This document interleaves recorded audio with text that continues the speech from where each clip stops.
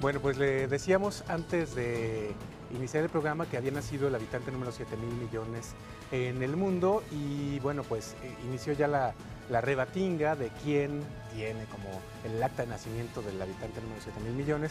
La primera persona que anuncia, o el primer país que anuncia que nació la persona 7.000.000.000 en el mundo es Filipinas, pero luego resulta que Rusia también está peleando. Sería una niña de Filipinas la que habría, digamos, establecido este récord, pero Rusia dice, no, aquí a la misma hora estaban haciendo un varoncito, y entonces, bueno, ya también hasta Puerto Rico le está entrando esta rebatinga. Por lo pronto estamos platicando acerca, a propósito de este dato, de las políticas poblacionales en el mundo y de las políticas poblacionales en México. Nos platicaba nuestra invitada el día de hoy, la doctora Evangelina Salinas, que en México había un impulso de 1930 a 1960 para que nacieran más mexicanos, y por eso vimos, pues, de repente que había familias de hasta 10 o 12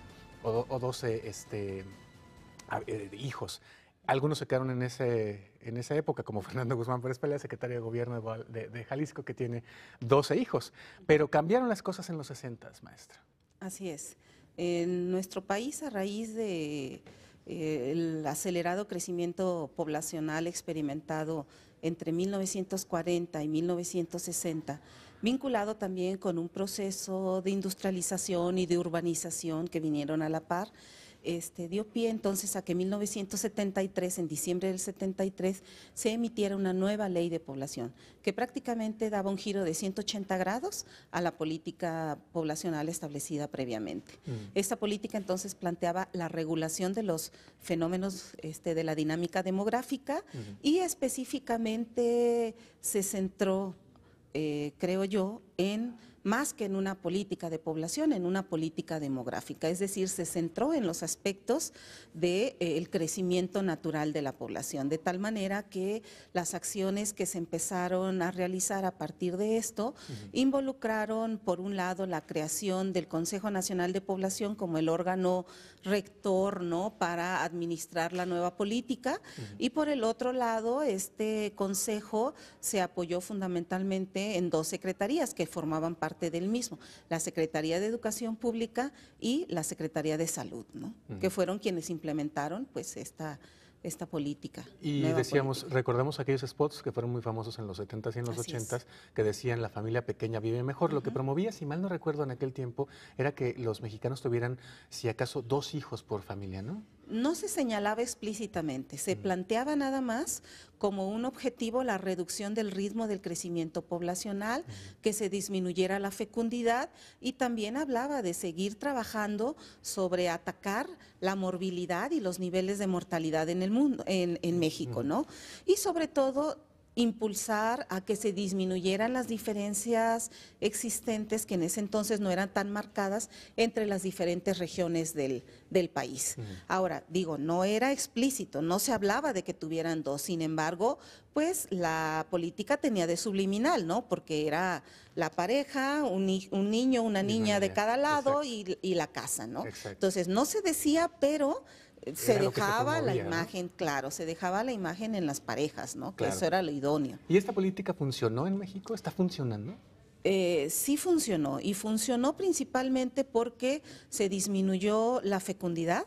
La tasa de fecundidad general en el país disminuyó de poco más de 6, casi 6.5 hijos por mujer, a en la actualidad que ronda el 2.6 hijos por mujer como promedio, ¿no? Exacto. Entonces sí funcionó, pero por supuesto que las medidas que se implementaran se le apostó fundamentalmente a 2 cosas.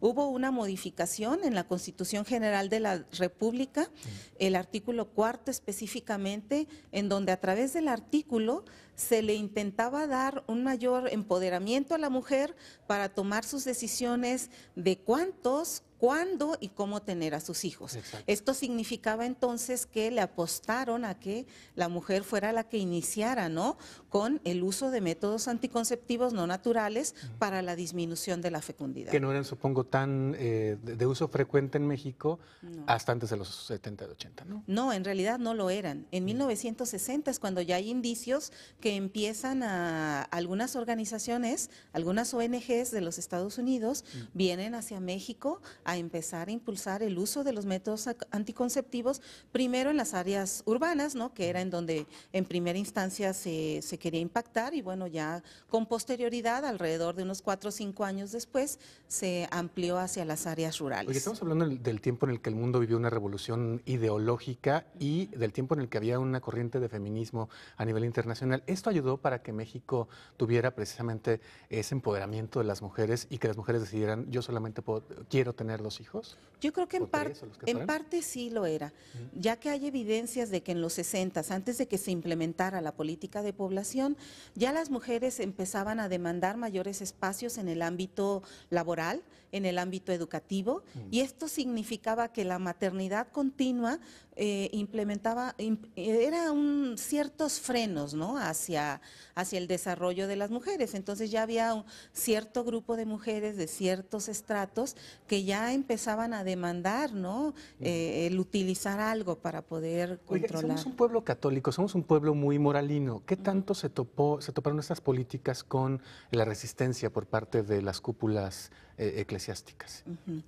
En realidad no fue tanto como uno pudiera esperar, o sea, se sumaron, digamos. Hay evidencias que se publicaron no en México, sino en Estados Unidos, en donde un cardenal de entonces hacía una declaración en el sentido de que se reconocía que en México era católico, que la gran mayoría era católico, pero que sin embargo no todos eran practicantes, es decir, no todos seguían todos los preceptos y dogmas de la Iglesia, y que por lo tanto no hubo, digamos, una respuesta tajante o negativa al respecto, ¿no? Muy bien, por parte de la Iglesia. Nos queda, doctora, un minutito, y no le quiero dejar de hacer estas preguntas que hace Óscar Rosalío, porque me parecen muy interesantes. Dice, ¿cómo es que sacan las estadísticas de nacimiento?